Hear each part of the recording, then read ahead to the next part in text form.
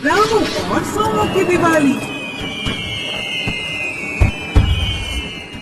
विजयपुर नामक गांव में रामू नाम का लड़का रहता था। बचपन में ही पिताजी के गुजरने के कारण उसकी माँ अपनी मेहनत से उसे पालती थी।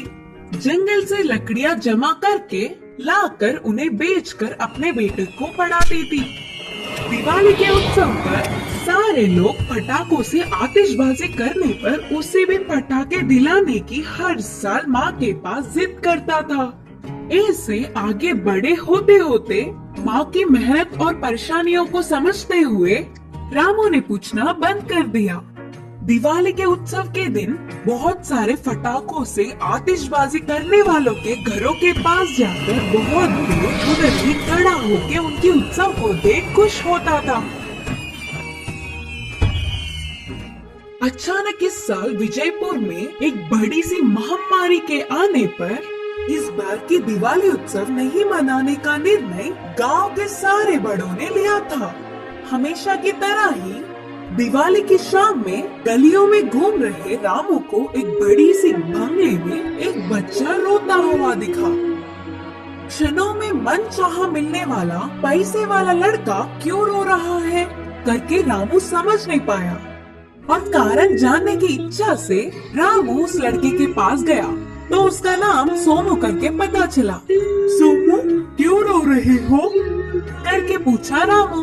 पिताजी ने मुझसे दिवाली के पटाखे नहीं दिलाएंगे करके कहा। मैं पटाखों से खेलने तक किसी से बात भी नहीं करूंगा, जाओ। बोलते हुए सोमू ने फिर से रोना शुरू कर दिया। अच्छा, बस इतनी सी बात के लिए रो रहे थे क्या? जानते हो, मैंने अब तक कभी भी दिवाली का उत्सव ही नहीं मनाया। सोमू को अपने हालातों का विवरण किया। वह सुनकर सोमू को रामू पर दया आई। उस गांव में आई हुई महामारी के बारे में और दिवाली उत्सव मनाने पर आने वाले नुकसानों के बारे में रामू ने उसे अच्छे से समझाया।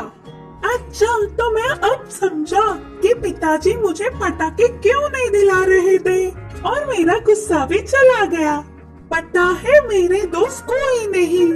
रामू, क्या तुम मुझसे दोस्ती करोगे? रामू के मानने पर सोमू उछल पड़ा। ऐसे ही दोनों बहुत देर गपशप करने लगे। ये सब बहुत दूर से ही देखने वाले सोमू के पिताजी बहुत खुश हुए। अगले दिन ही रामू के माँ के पास जाकर उससे पहले ही दिन रामू और सोमू के बीच की बात को उन्हें बताया और रामू की चतुरता की बहुत तारीफ की। उसकी पढ़ाई के खर्चे उठाने के साथ साथ सोमू के पिताजी ने उन्हें अपने कारोबार में काम भी दिलाया।